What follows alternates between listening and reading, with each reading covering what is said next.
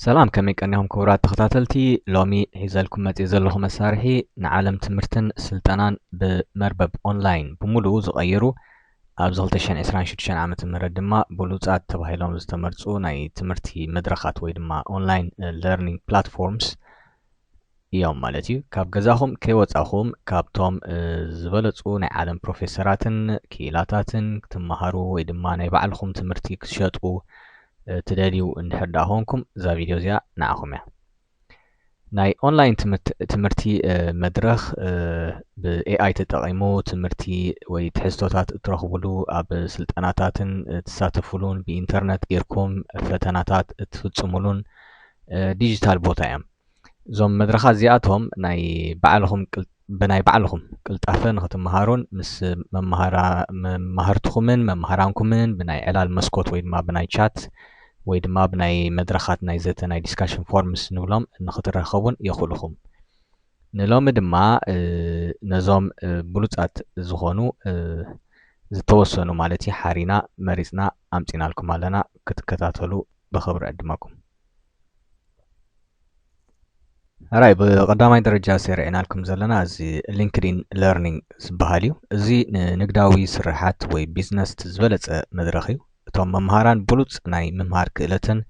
ዓሚቕ ናይ ሞያ ፍልጠትን ዘለዎም ክኢላታት ምዃኖም ኣዝዩ ዝረቐቐ ናይ ፅሬት ቁፅፅር ዝግበረሉ ፕላትፎርም እዩ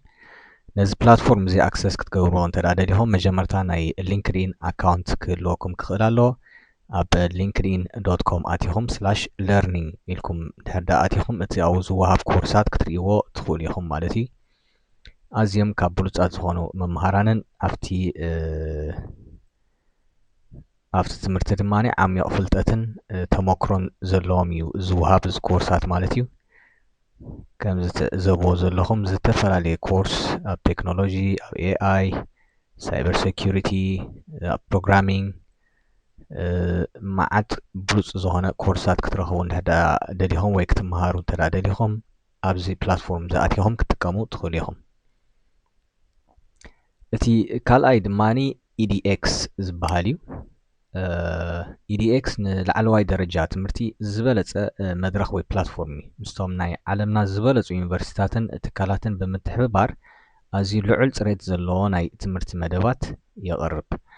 እዚ EDX ኣክሰስ ክትገብርዎ እንድሕር ደሊኹም ኣብዚ edx.org ዝብል ዌብሳይት ክትኣትዉ ትኽእሉ ኢኹም ብሞባይልኩም ዋላ ብኮምፒተር ማለት እዩ ኣብዚ ኣቲኹም ኣካውንት ተመዝጊብኩም ዝተፈላለዩ ኮርሳት ኣለዎም ካብ ዝተፈላለዩ ናይ ዩኒቨርሲቲ ፕሮፌሰራትን ናይ ላዕለዎት ትካላት ትምህርትን ብምትሕብባር ዝዳሎ ዝተፈላለየ ትምህርቲ ኣብዚ ክትረኽቡ ትኽእሉ ኢኹም ማለት እዩ እቲ ሳልሳይ ኣይስፕሪንግ LMS ዝበሃል እዩ እዚ ኣይስፕሪንግ LMS ንትካላት ዝኸውን ዝበለፀ ናይ ለርኒንግ ማኔጅመንት ሲስተም እዩ ነጥቢ ናይ ምሃብ ስራሓት ብባዕሉ ኣውቶማቲክ ግሬዲንግ ከታተል ናይ ተምሃሮ ምንቅስቃስ ይቆፃፀር ከምኡ እውን ንፁር ትንተና ናይ ስራሓቶም ወይ ድማ ኣናሊቲክስ ዘቕርብ ፕላትፎርም እዩ ማለት እዩ እዚ ኣይስፕሪንግ እንተዳ ትሪእዎ ደሊኹም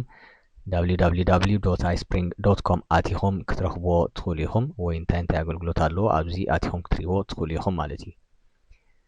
እቲ ራብዓይ ቲንኪፊክ ዝተባህለ እዩ እዚ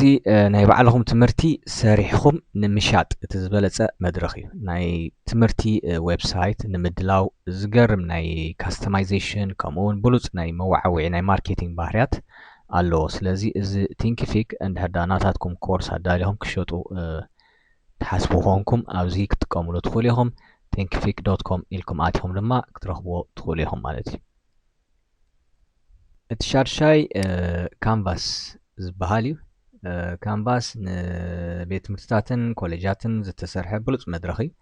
ተምሃሮ ኣብቲ ትምህርቲ ንጡፍ ተሳትፎ ንክህልዎም ዝሕግዙ ናይ መረዳእታ መሳርሒታትን ምስ ተምሃሮ ዘራኸቡ ስራሓትን ድማ ኣለዎ ማለት እዩ ነዚ እንድሕር ኣክሰስ ክገብርዎ ደሊኹም ኣብዚ instructure.com/canvas ኢልኩም ኣቲኹም ቼክ ክትገብርዎ ትኽእሉ ኢኹም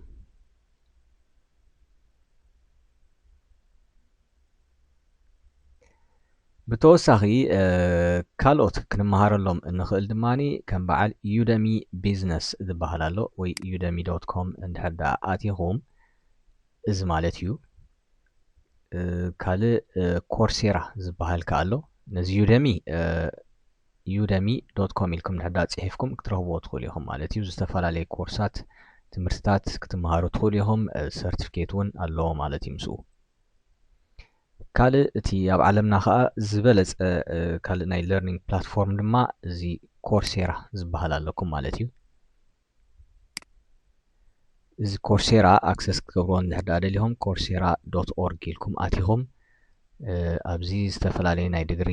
ትምህርትታት ኣለዎ ካልእ ትምህርትታት እውን ኣለዎ ንፕሮፌሽናል ዝኾነ ሰርቲፊኬትስ እውን ክትረኽብሉ ትኽእሉ ኢኹም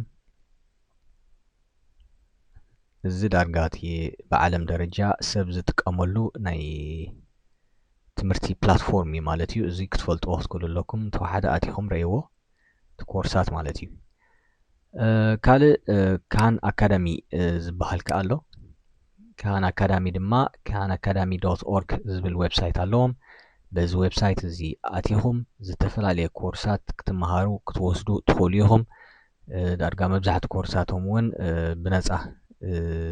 ዝወሃብ ኣለዎም ከምኡ እውን ሰርቲፊኬት እውን ኣብ መወዳእታ ተማሂርኩም ምስ ወዳእኹም እውን ክህብኹም ይኽእሉ እዮም ማለት እዩ ከም እትሪእዎ ዘለኹም ካብ ቅድመ ትምህርቲ ጀሚሩ ክሳብ 8ይ ክፍሊ ዝመሃር ናይ ቁፅሪ ናይ ኮምፒውቲንግ ናይ ሶሻል ስታዲስ ናይ እንግሊሽ ኣለኩም ኣብዚ ኢኮኖሚክስ ዝተፈላለዩ ካልእ ኮርሳት ናይ ሳይንስ ኣሎ ኣብዚ ክትመሃሩ እውን ትኽእሉ ኢኹም ማለት እዩ ናይ መወዳእታ ፕላትፎርም እዚ ብላክቦርድ ዝበሃል ኣለኩም